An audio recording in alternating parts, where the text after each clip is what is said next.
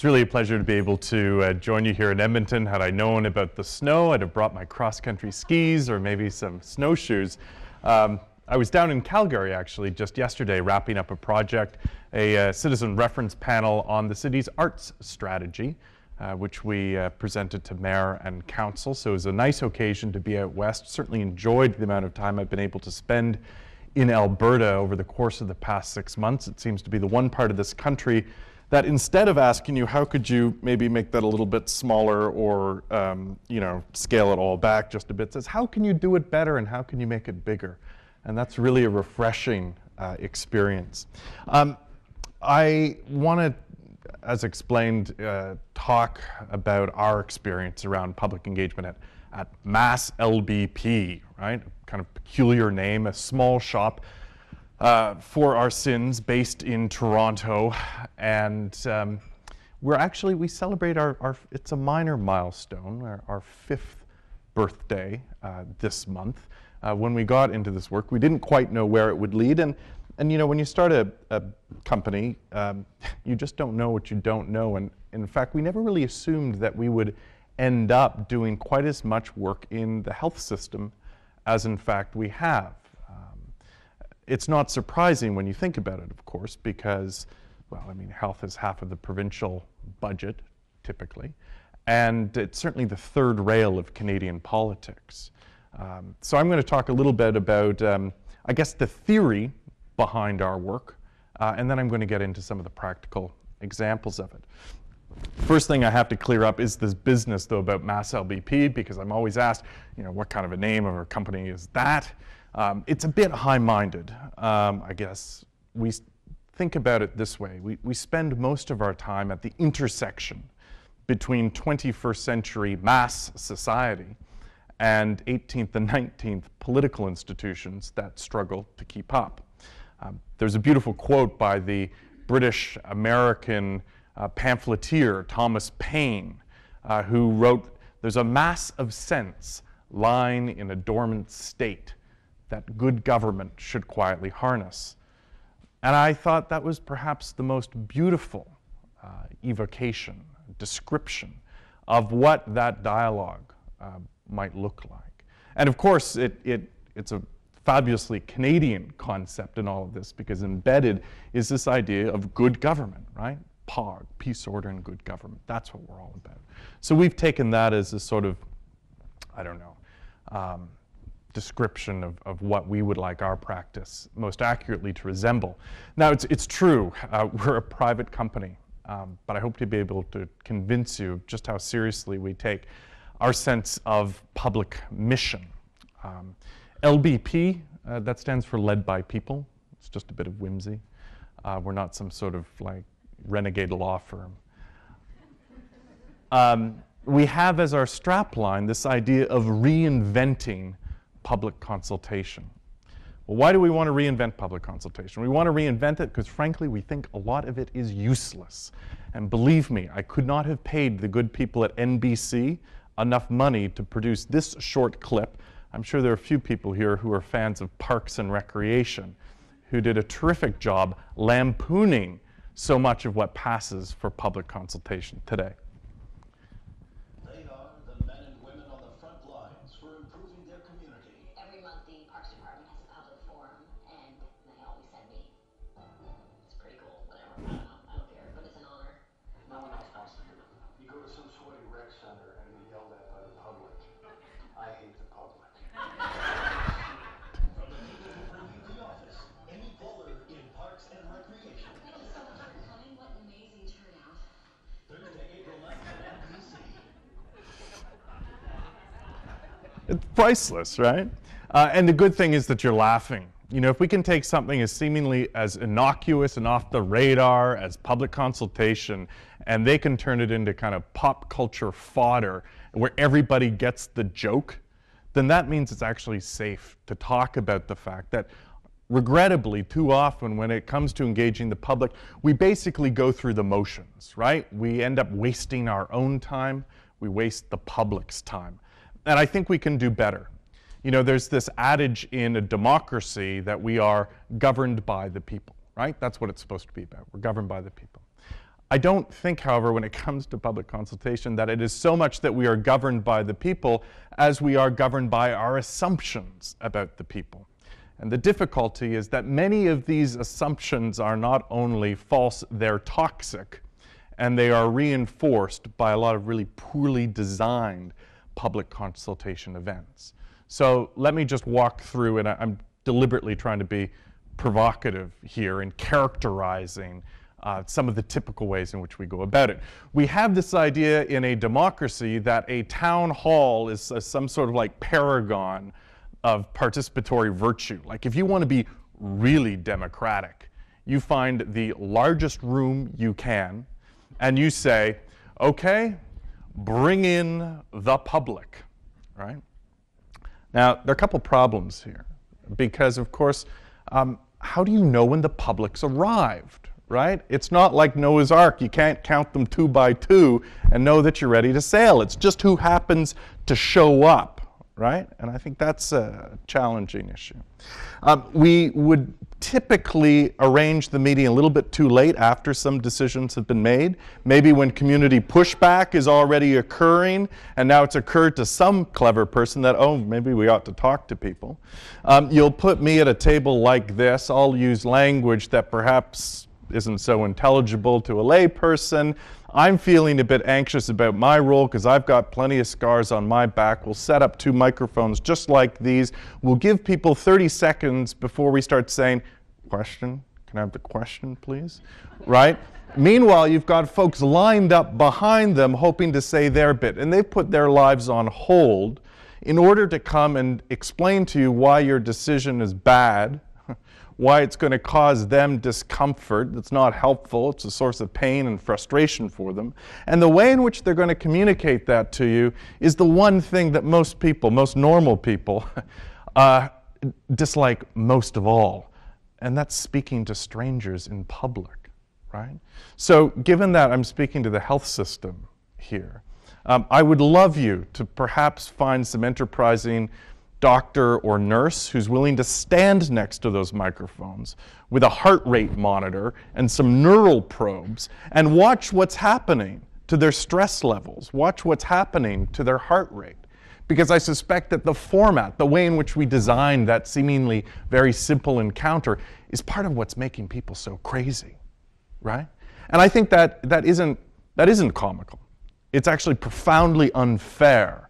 And it's not especially democratic. That's not how peers within a society are meant to interact and engage with one another. So we have this idea that a town hall equals a democracy. More accurately, it equals an aneurysm. And then inevitably, people say, well, wouldn't it be great if we could just do this online, right? That's what the 21st century is all about. It'll be easier that way, right? Because A, I won't have to stand up here, and certainly you won't have to stand there. We can get more people, right? That's the argument that's always made. We'll get more people to engage. It will cost less money. It will be more convenient for people. And inevitably, I've sat through enough of these meetings to know someone making the case for doing it online will say, well, you know, it'll be so convenient that people can do it wearing pajamas in the comfort of their bed at night. Which is exactly the way democracy is meant to work. People wearing their pajamas, typing at a keyboard at 11 o'clock at night, sounding off anonymously about matters of civic and personal interest. There's a reason why so much online engagement ends up looking like the comment section of the Edmonton Journal or the National Post or the Globe and Mail, right? It would be nice if it worked better. I'm not saying it can't work better, but to characterize these kind of typical modes of engagement, I think we kind of need to call ourselves out and admit that it doesn't often work as much as we'd like. And that, more importantly, it's reinforcing all of these assumptions. So what are these assumptions? Well, it's a view of the public, that phantom public. You know, I think public is actually a totally misused word. You know, it's both an adjective and a noun. And I think it's not a very good noun, because I can't actually point to it the way I can point at a chair or a table. It's a much better adjective, because I know when people are acting in a public-minded or public-spirited way. And to me, that counts for a lot more than just the kind of crude representation of who shows up. So I think we need to maybe change the way we think about the public and try and evoke that public spirit, evoke that public-mindedness. Nevertheless, a lot of these typical ways of doing it reinforces a view of the public as something that is polarized. 50% of people want one thing, 50% of people want the other. It flips, right? They're volatile, it's emotional, and largely ill-informed. And if that is your experience of the public, not because you're weathered and cynical, but if that is just what is staring you in the face, inevitably, as a thoughtful and professional public servant, it will invoke that classic professional response, risk management, right? You will now see the public as a risk to be managed. And how will you manage it? By constraining the opportunities for interaction, by delimiting the questions that get asked, by reducing exposure. And so you should, because that thing that's meant to be constructive now looks like a threat. And these aren't essential qualities. These are consequences of really shitty design, right? So this might sound a little Care Bears and kindergarten, but my view of the public is something different, and I suspect if you haven't been through a town hall meeting recently, you probably share this view as well.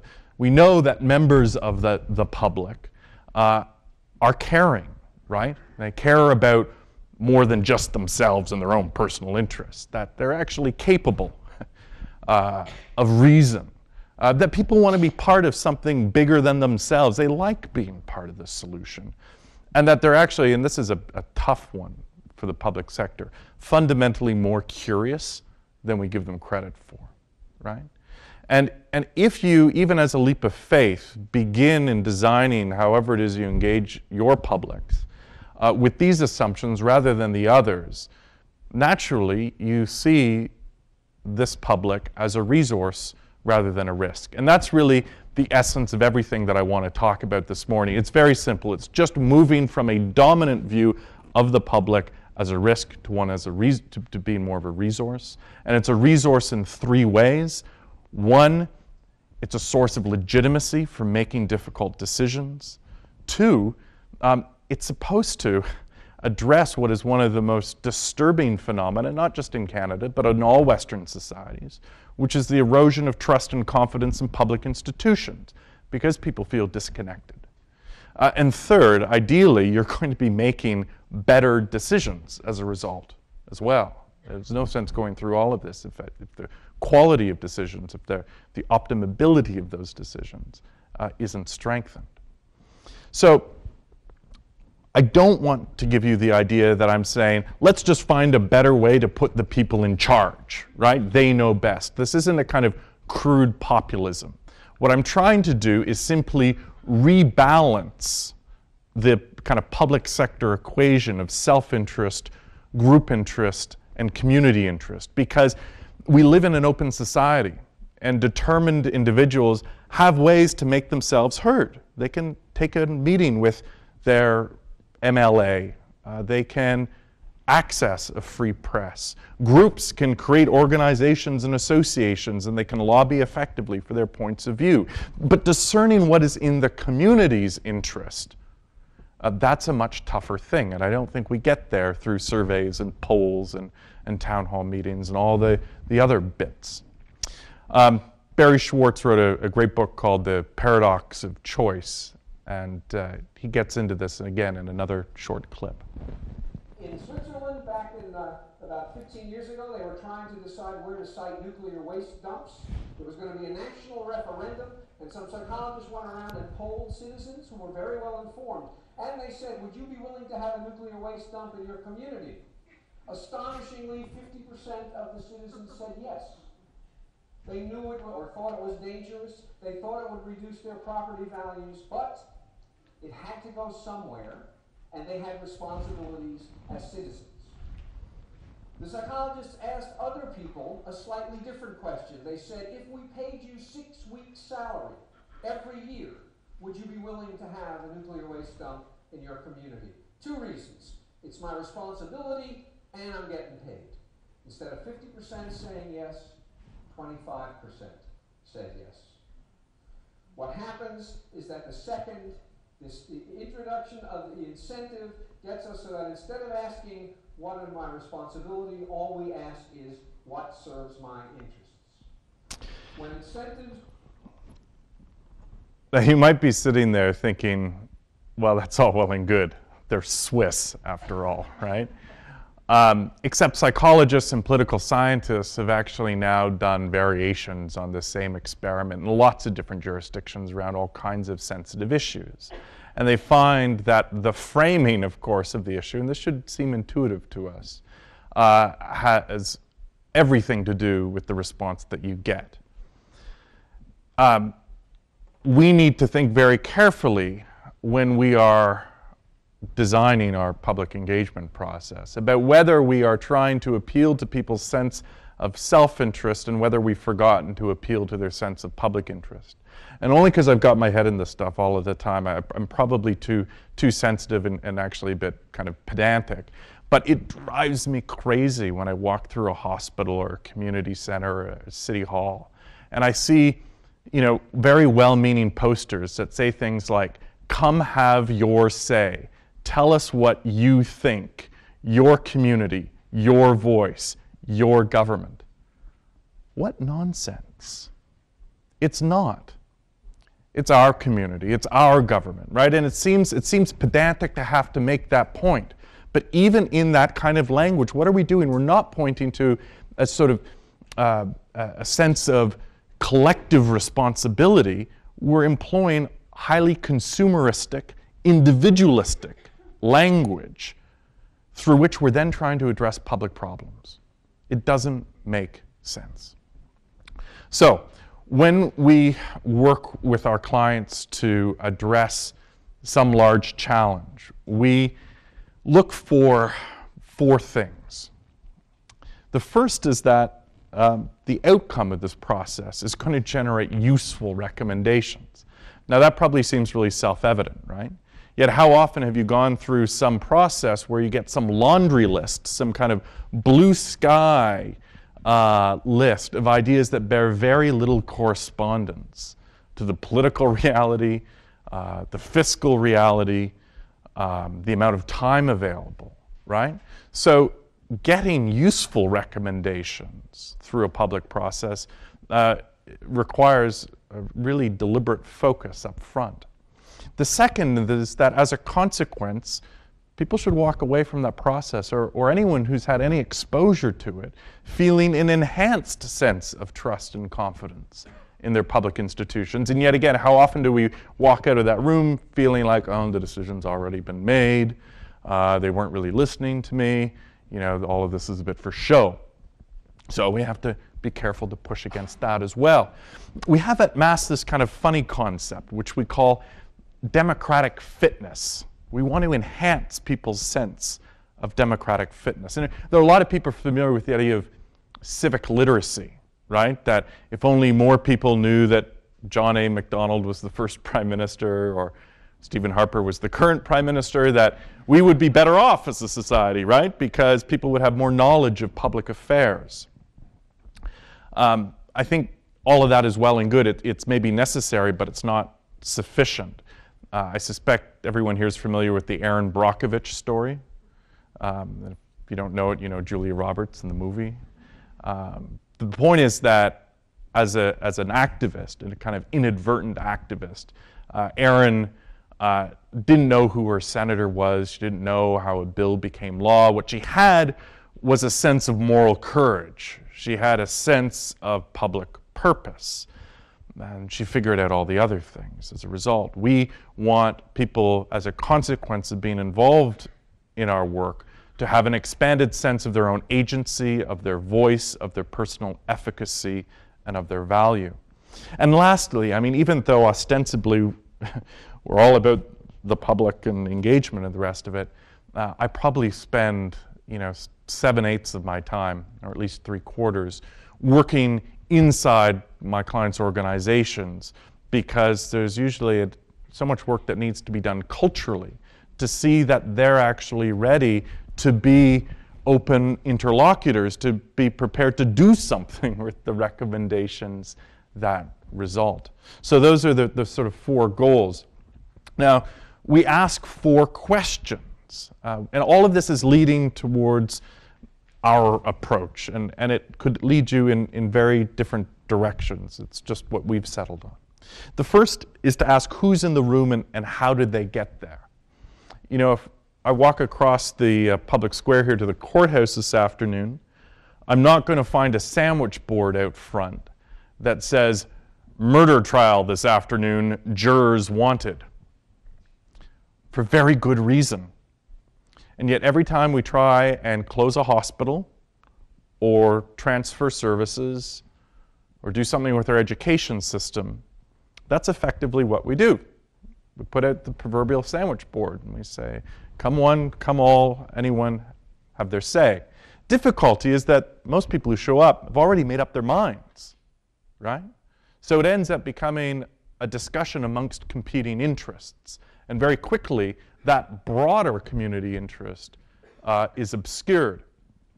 The second, and I think this is so important, is are we asking people for their own opinion or to represent the views of others? You see, I don't think that democracy is just the aggregate of individual interests. It's not a kind of crude majoritarianism where we just count it all up and it's winner take all. I think democracy is fundamentally about how members of the same community try and empathize with one another to understand shared problems and to try and come up with shared solutions. And that requires the very basic act of trying to put yourself in someone else's shoes, to understand their needs and interests as well and as easily as you understand your own. And that makes this more of a call to public service than a call to public consultation. The third is to ask whether there's a real task. I've traveled all across this country, and I've seen firsthand just how we're we don't like talk for the sake of talk. You know, we're hard-headed Northerners. We like to get stuff done. So if you tell me how I can solve it, how I can help do something real, then I'll step up. Then I'll commit. Then I'll get involved. But if you just want to know what I like, what I think, idle preferences, meh, right? Maybe. The last bit is what learning needs to occur. I mean, we think about ourselves, I suppose, as much like adult educators as we do like facilitators or anything else. And I think we both kind of pander to and patronize the general public by saying, oh no, all opinions are equal, everything's valid. No, experience matters, right? But in fact, you know, the health system knows all kinds of really interesting stuff that I'm pretty sure the general public would benefit from better understanding. You know, we start our processes and people are like, well, having not read the Constitution recently, are like, so which level of government does what again, right?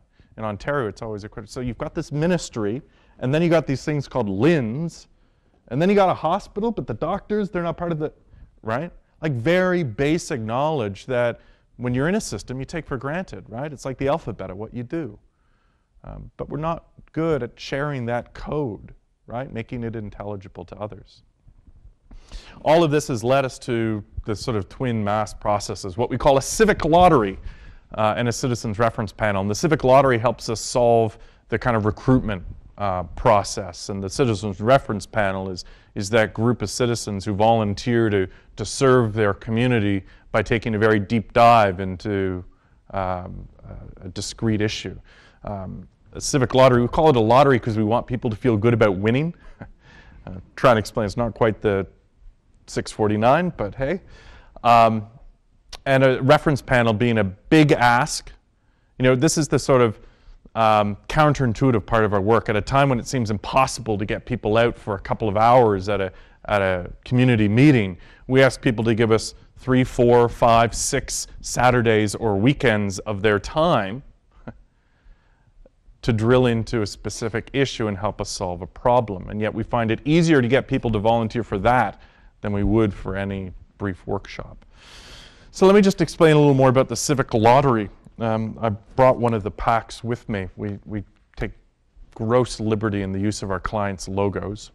This one actually was circulating in Ontario in the last 2 months. 10,000 of these. It's quite an operation. Comes off of a big press. There's some of the pieces of it. Typically, it says on the outside of this one, a special invitation to help review Ontario's Condominium Act. Typically, there's some sort of call to public service. And inside, you find a very carefully written letter. You find the candidate response card. It's transferable to anyone in the House over the age of 18. And we ask people then to volunteer. We have a 4 to 7% response rate, which, if you know anything about direct mail, is actually incredibly high. It means that if we send out 5,000 of these, we're dealing with a pool of maybe 200 or 300 respondents. And we're looking to create a panel that has between 28 and maybe 48, optimally 36 people on it. We balance only for 3 criteria. So we randomly select the households that receive the letter, and then we randomly select from amongst the respondents. Only 3 criteria. Gender means our groups are half men, half women. Good deal better than the legislature. Stratified by age. So we've got typically 4 cohorts. And then geography. So if we're doing something within a LIN, we'll look at different wards. If we're doing something with a city, different districts, in a province, etc.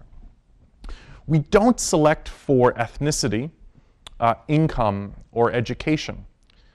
Not because those attributes aren't important, but because we found we don't have to, which is perhaps one of the really good news stories about the kind of untapped civic reservoir that exists. People, whether rich or poor, whether they are newcomers to Canada or well-established, have an approximately proportionate degree of interest relative to their prominence within the general population in participating in this work. So that says something very good at a time when voter turnout continues to decline. This is what it looks like. A group, I've talked about now the lottery, that's how we convene. We then develop a curriculum. Typically we get an outside advisory group of kind of blue ribbon types to help ensure that we are accurately presenting all of the kind of reasonable sides of an issue and that they'll be well represented. We then want to open it up to the wider public, because you could say this is all well and good for the lucky 36 people, but what about just anyone who has an interest in this issue? So we run what we call a public roundtable meeting. I'll explain that later. Then we have a deliberation phase where, through exhaustive iteration, the panel reaches rough consensus on the recommendations that they put forward. So this is a process that we did in the Halton region. 2 days after their last municipal election, we mail dropped 10,000 households. We had about 500 people volunteer to spend 4 Saturdays with us, advising the incoming council on what its priorities ought to be. And it was a very divided political environment, and it's been a real salve to their culture, because now they have a common playbook. They say, well, the citizen priorities, and it's changed their legislative agenda. There's a lot of shared learning. Here, 2 ladies trying to figure out who does what municipally, and now working on recommendations. This is the public roundtable. Some of the cards reflect the conversations that they'd had earlier.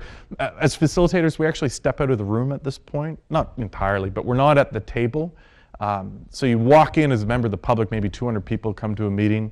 You got 24 roundtables, and you've got 1 or 2 members of the reference panel seated at each table. So now it's citizens talking to citizens, and each table has a theme. So you only have to talk about the stuff that interests you.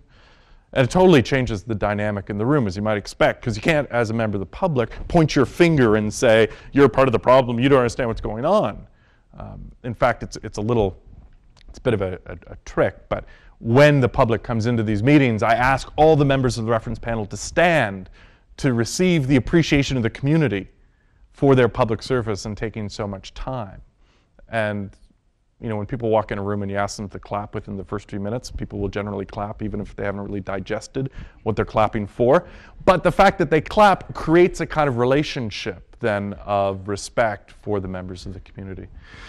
And there have to be tough choices, right? There has to be something at stake. Otherwise, why bother? And, you know, we pander to people so much in our politics. You know, we say you can basically have everything, it won't cost you anything, right? But when you actually tell people that, no, it's one or the other, I think people respond to that quite well because you're treating them like a grown-up. And one of the features that we're only too well aware of about being an adult is that you don't always get what you want, right? People know how to deal with that if we're fair about it. So they're there working on their priorities, and at the end, we present a certificate of public appreciation for public service, and we made this up, right? Like sometimes we wonder if we aren't getting a little too cute about all of this. Except much like our core methodology, it's based on two very large-scale processes that you're probably familiar with in BC and Ontario 6 and 7 years ago when they wanted to look at the issue of electoral reform. And at that time, they sent out 100,000 letters to randomly selected households. 7,000 people volunteered to spend not 4 Saturdays, but 16 weekends over the course of 9 months, not to talk about health care or jobs or the environment, stuff people care about, but electoral reform. Right? And in those 16 weekends, they gave over, I think it was 5, maybe 6 of them, to an intensive learning experience. Like this was like a Masters of Public Policy in a box. And like the general population, a sizable number of in Ontario, 103 people, hadn't finished high school. Like this was serious adult learning. And the academic director insisted, who was a professor at Queen's, that they really recognize the effort that people had made. And so he insisted on doing his own graduation ceremony. And a woman came up to him at the end of that when they'd handed out the certificates, and she said to him, Jonathan, I can't tell you how much tonight has meant to me. Neither my husband nor I finished high school. And just last month, we got to watch our daughter graduate, first one in our family. And I get to go home on Sunday and show my daughter that her mom's graduated too. And you just kind of melt. Because who the heck ever thought when they were designing some process about electoral reform that it could have that kind of personal meaning or impact in such a specific way? It's not just one, but I suspect many of the participants. That's what I mean about democratic fitness. That's what I mean about expanding people's sense of capacity, of voice, of value. So we do it too. And it's very funny because every couple of months we get a phone call at Mass HQ. Someone's like certificate has fallen off the wall or got broken in a move. And they're like, could you make me another one? Which of course we do. And remember, this is only 3 or 4 Saturdays in this person's life. How the heck can that have so much meaning to them? Because it's the first opportunity they've ever had to do something like this. So I think this should all remind us that government and health systems are not technical institutions, they're social institutions. You know, one of the questions we often get is about accountability. And when we did a big project with the Ottawa Hospital 18 months ago to look at their cancer program and to work with 28 randomly selected patients from the 15,000 patients who'd been through the hospital in the past year, we had this idea of creating what we called a dual contract. And one was what we would do and what we'd get paid. And the other was what they would agree to do with the findings. And it was very simple. It said they had to acknowledge it very publicly. It said they had to respond to it in real detail. And they had to make best kind of efforts to act. You know, they weren't signing over everything. You know, whatever you tell us, we're going to do. No, but there had to be a sincere effort on their part. And one of the kind of like cool days at our office occurred this past winter when almost a year had gone by and the program manager for this big transformation project they're running sent us, as only a true public sector professional can do, one of those like 30-page Excel files that had the 90 recommendations that had come out of the process, and each one was coded green, yellow, and red. And it had a detailed description of how they had tried to respond, difficulties they'd encountered, what would happen next. And they didn't just send it to us at mass, they sent it to the 28 people. And they didn't just send it to the 28, they'd sent it to about 600 people who either hadn't been selected to participate or had indicated interest but weren't available to participate. And that's huge accountability, right? That created the legitimacy within the organization to pursue that agenda. And these are just words, right? I mean, the reference panel, it's a kind of generic thing. You can use it as a kind of hopper, a funnel into which to pour and complement other kinds of approaches. So I've mentioned just now the Ottawa Hospital project. In Kai-Hi's latest casebook on public engagement, you'll find descriptions of some work we did. Somewhat notoriously, it doesn't always has a negative connotation, but with the Northumberland Hills Hospital.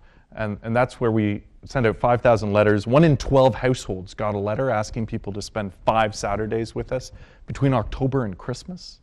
One of our highest ever response rates. The idea was basically either we have to balance this budget or the ministry will do it for us. They were a new hospital, recently been built, as the system is wont to do. There was lots of money for capital construction. There was very little money for operating, and within 6 years they had a $3 million operating deficit. So they had to make decisions about the service profile in the hospital. We worked with frontline staff and clinicians and this group to reach a conclusion which frankly, public engagement isn't about like, yay, wow, we created something new always, and we all walk away feeling wonderful. But what didn't happen in that community was perhaps as important as what did. Donors didn't pull away, volunteers didn't tear up their cards, there were no protests, right? Nobody was happy that, in this case, their palliative care center was being reduced, in part so they could keep maternity, or that they were transferring a dialysis clinic about 20 kilometers away. But the decision was still theirs, right? We've done this with 3 Ontario LHINs to look at their integrated health service plans. So it's like billions of dollars up for stake there. And just to show you that we don't only do health stuff, the Calgary project that we reported on yesterday. Now the project that I've been told to talk a little bit about is this funny PwC adventure. And the backstory of it is we were asked by the Ontario Premier to meet with him and a bunch of health experts more than 2 years ago. This was when the G8, G20 circus came to town. The meeting had been booked 6 weeks in advance, and the meeting about public engagement around the sustainability of the health system took place the morning after someone lit a police car on fire, which is an acutely bad day to convince the Premier of the merits of public engagement. He'd had quite enough of that by that point. But of course, this is the kind of phrase that everyone talks about, right? Jeff Simpson and others. We need an adult conversation about the sustainability of our health system, which I wish it was kind of as racy sounding, I wish I don't know what it actually means, but we tried. We sent out, so anyway, the end of the story is they decided they had an election coming up, and this was a can of beans they weren't confident about opening, and suggested to us that if we found a way to do even a pilot of this project, it might be useful. And I went to PwC and asked them whether they would be interested in partnering with us to develop this project, to provide advice on the sustainability of the health system. 10,000 letters went out to Ontarians. We selected 2 people, male and female, from each of the 14 LHINs, and they spent 3 weekends with us in April, May, and June. And what a remit. I mean, we had to look at the whole health system and consider the choices that we needed to make to ensure the sustainability of high quality, accessible, and publicly funded healthcare. And those were important delimiters. We weren't going to get into a big conversation, public versus private. Those were just choices that had been made, and we explained them as best we could to the participants. People came in Friday around 6 p.m. We'd get started. We'd go until 9 o'clock that night. We'd start up on Saturday morning at 8 a.m. We'd go till 9 o'clock at night. We'd go from 9 a.m. on Sunday until about 4 p.m. that afternoon. And then people, of course, Ontario's a big province, would have to get themselves home and start the work week. No one's paid, no out-of-pocket expenses. We cover those, but no one's doing this for the monetary incentive. It was an extraordinary group, but it was also very average. You asked people, why'd you choose to participate? Well, someone said, my wife says all I ever do is bitch and moan, and so when the letter showed up in the mail, I didn't really have an excuse. Okay. Someone else said, you know, we had some really serious experience with the health system, and things worked out okay, and I want a way to give back. Thought this might be it. Someone else said, I just got to this country, I don't really know how things work, I thought this would be a way to learn better. And those are all good reasons, right? No reason's better than another. The fact that there was some sort of personal motivation. We went through this learning phase. There's me in my kind of Donkey Kong pose. At the front of the room, there are the panelists, Lee Cashing Knowledge Institute at St. Mike's Hospital. We created this really extraordinary program. If anyone here has spent thousands of dollars on a kind of Masters of Health Policy degree, I'm afraid these people got a way better deal because in those 3 weekends, we had 20 speakers who, everyone from senior health academics, head of the Canadian Nurses Association, down to someone working on the floor of a ward, heads of LHINs, hospitals, lots of different perspectives, a vigorous debate about whether we can afford to fund things the way we currently are, just what are the opportunities for transformation, et cetera, et cetera. They went through about 400 slides, sort of like you're doing this morning, and got to 48 recommendations that covered off some of the most contentious issues in the health system around how we fund preventative health, how we deal with e-health, which of course is a huge issue in Ontario, systems integration, physician pay. And we worked up the report. Our reports are always two-sided. One's the bit where we explain the process, but actually the second half, the panelists write themselves, so we don't have anything to do with it. And they read a little different as a result, but I think you'd be surprised by the degree of sophistication they're able to achieve by that rapid iteration over the course of that time. And I mean, heavens, gosh, I wish I'd had 3 weekends to just drill into any one of these topics. Nevertheless, we sent it out to, the kind of health, royalty. Amongst them, Andre Picard at the Globe and Mail. And we weren't sure what he would make of it. But then an article showed up with the headline, "Finally a Healthcare Paper That Makes Sense." It said, if you gave so-called ordinary Canadians the opportunity of a thoughtful, informed discussion about the state of healthcare and asked them for recommendations on how to sustain and improve the system, what exactly would they come up with? The result is a fascinating and eminently sensible 45-page report. And that was really cool. We then got a phone call from the ministry. The deputy minister made a video. He sent it around to his large organization, saying to use this document as the basis of cabinet submissions and policy memos.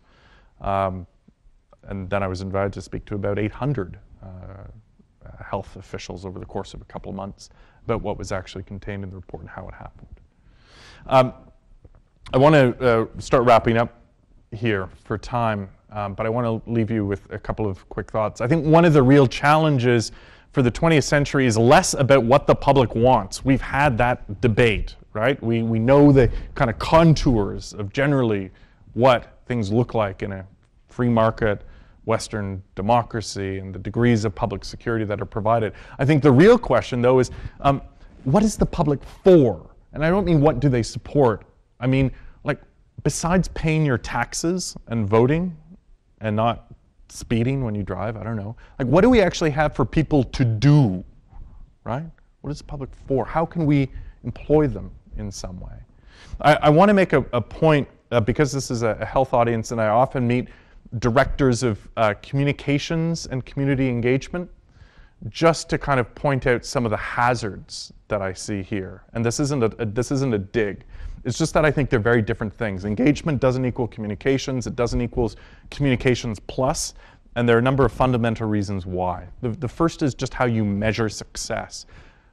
The kind of salient measure for so much communications is about impressions. It's about eyeballs. It's a quantity measure. And so often I hear people say, well, we got 700 people to this, or we got, right? It's all, and so folks were engaged. I don't think that's what it is actually about. I think engagement properly belongs with governance, right?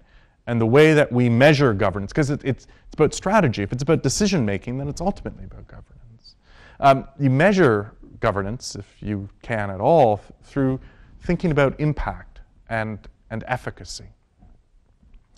I hope in everything I've said that you're taking away this notion that public engagement and public learning are actually flip sides of the same coin. And I would love to talk as much or attend symposia on public learning, which I think is a capacity that we've allowed to really erode in this country from high watermarks in the 1950s and 60s. And we need to get back into that business and get out of the government communications business, right? And if you take these two things together, public engagement and public learning, I hope you'll come to a certain appreciation for a new vision of public leadership, right? That's what it's about. So 3 aphorisms on which to end that kind of summarizes our thinking. The first is that this idea of elections being the things that gave us mandates, I think is outdated. Elections give you office, and the privilege of office is having a platform from which to create mandates. The space between elections is actually the really interesting and rich public political space in which we should be applying ourselves. People want a say. People are always going to clamor for a say, but they're also willing to serve. And I think we need to frame public engagement increasingly as a matter of public service. Lastly, the problem has never been that we've been asking too much of people, right? This is the kind of counterintuitive thing. It's not that we want too much, we're asking too much. It's that we're not asking for enough. People want a say, they're willing to serve. The problem isn't that we ask too much, but too little. Thanks very much for your time. I'm just curious, that was a fantastic approach. Do you use the civic lottery with all your clients, or just for specific outcomes that you're hoping to achieve? Typically when we're doing a reference panel, that's the mechanism that we will use. And we run only about 3 or 4 reference panels a year. We've done 20 of them now. 120-some thousand people have received those funny letters.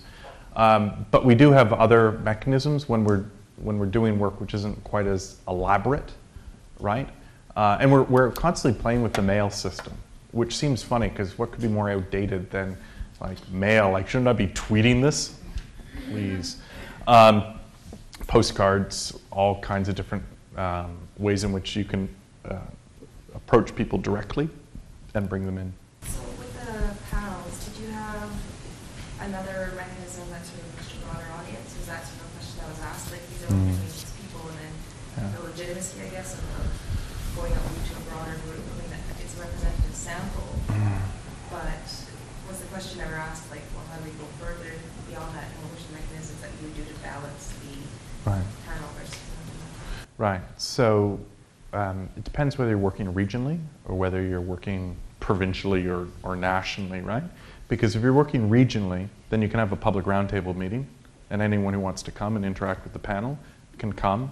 And you can take written submissions, right? You can do surveys, and you can organize small group sessions, perhaps with specific constituencies that have some real interest in the issue. Maybe you want to convene a group of Francophones, First Nations, right? And then invite a representative from that discussion to then present to the panel as a whole. There are lots of different ways you can do it. And in fact, you can use online ways to complement this. But the panel itself is a kind of deliberative body where people are trying to put themselves in other people's shoes. All inputs are welcome, right? But then they're there to weigh the trade-offs and weigh those interests and think about what's in the long-term interest of that community. So a comment on the question. Sure. First, I don't mean to pick on Simpson particularly because lots of people use a particular rhetorical weapon that deals with an adult conversation. Does it strike you the same way that generally when people demand an adult conversation, what they're really demanding is that people give up on public values of one kind or another?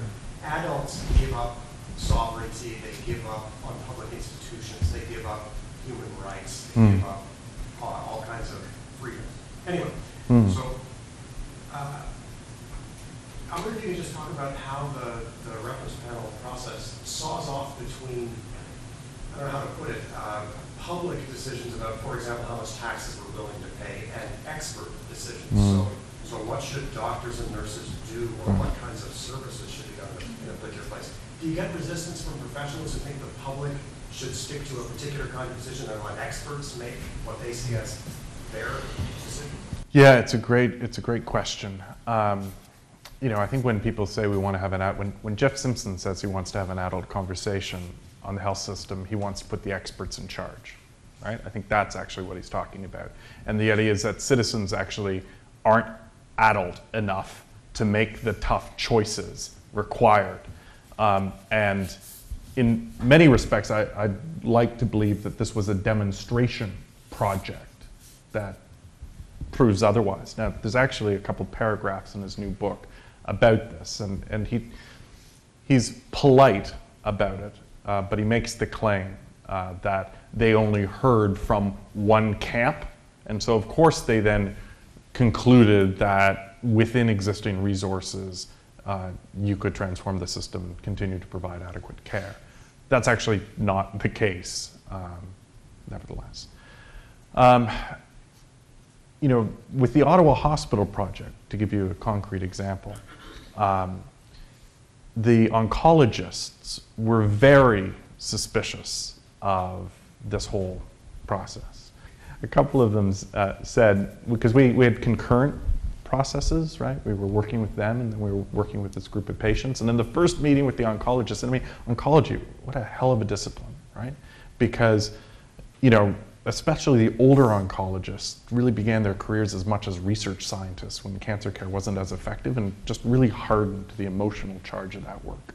And so, you know, as kind of these Top Gun types, you know, they kind of swaggered in and said, well, you know, ask patients what they want. They want a free parking. And when you give them free parking, they'll want valet parking.